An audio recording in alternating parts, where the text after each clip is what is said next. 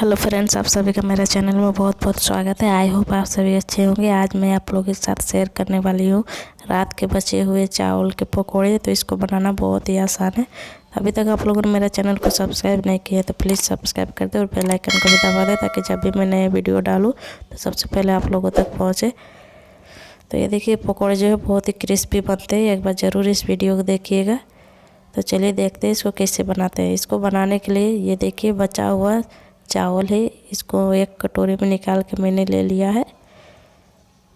अब एक mixing bowl ले लेंगे।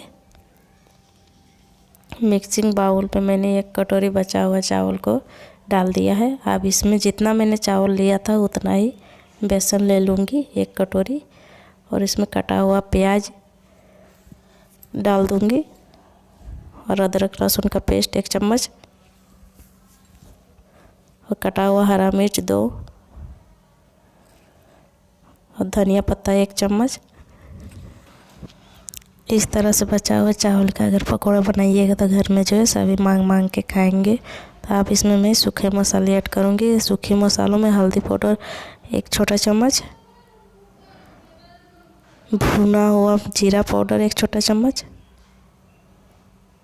काली मिर्च का पाउडर 1 छोटा चम्मच। अब इन सभी चीज़ों को हाथों की मदद से मिक्स कर लूँगी। आप लोग चाहे तो इसमें चाट मसाला या फिर मैगी मसाला भी ऐड कर सकते हैं, उससे इसका फ्लेवर जो है और भी अच्छा बढ़ जाता है। और रात का चावल जो है कभी कभी बच ही जाता है, या फिर दिन में चावल बनाइएगा तो वो वाला जो है कभी कम ज़्यादा हो ही जाता है। तो अगर बचा हुआ चावल कोई अगर पसंद नहीं करता है तो इस तरह से एक बार ज़रूर इस रेसिपी को ट्राई कीजिएगा, बहुत अच्छा लगेगा। तो ये देखिए सभी चीज़ें जो है मैंने मिक्स कर लिए हैं। अब मैं इसमें हल्का हल्का पानी ऐड करूँगी और इसका एक टाइट डो बना लूँगी। तो ये देखिए इसका जो डो है मैंने तैयार कर लिया है। अब मैं इसमें नमक स्वाद के अनुसार ऐड कर दूँगी और इसको भी अच्छे से मिक्स कर लूँगी।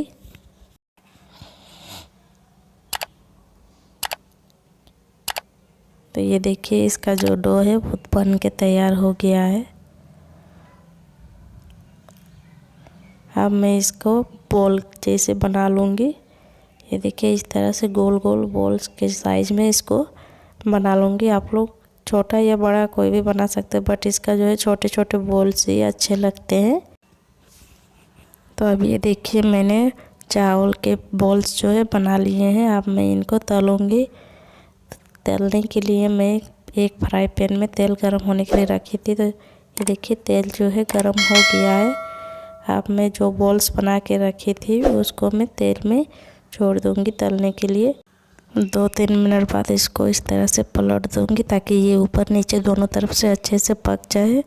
तो इसको जो है मीडियम फ्लेम में ही पकाना है, हाई फ्लेम में नहीं पकाना है। हाई फ्लेम में पकाएंगे तो अंदर से जो है ये कच्चा रह सकता है।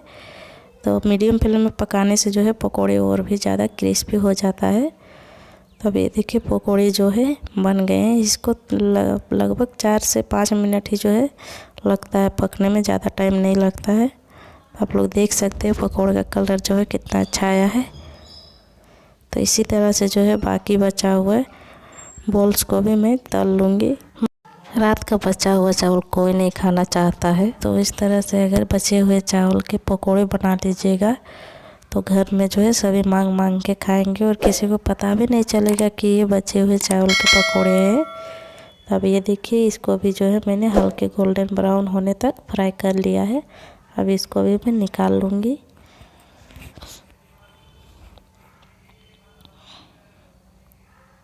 और ये दिखने में जितना सुंदर दिख रहा है ना, खाने में ही भी जो है बहुत ही क्रिस्पी बना था। एक बार ज़रूर ट्राई कीजिएगा। तो आप मैं इसको ये देखिए एक टूथपिक ले लूँगी और इसके ऊपर लगा दूँगी ताकि ये जो है लॉलीपॉप के आकार में आ जाए। इस तरह से करने से जो है बच्चे खुश होके खा जाते हैं। ये देखिए ये जो है खाने के लिए बिल्कुल तैयार है। इसको आप लोग टमाटर केचप या फिर टमाटर सॉस या फिर किसी भी हरी चटनी के साथ खा सकते हैं। तो ये देखिए कितना सुंदर बन के आया है। मैं सामने से आप लोगों को दिखा रही हूँ।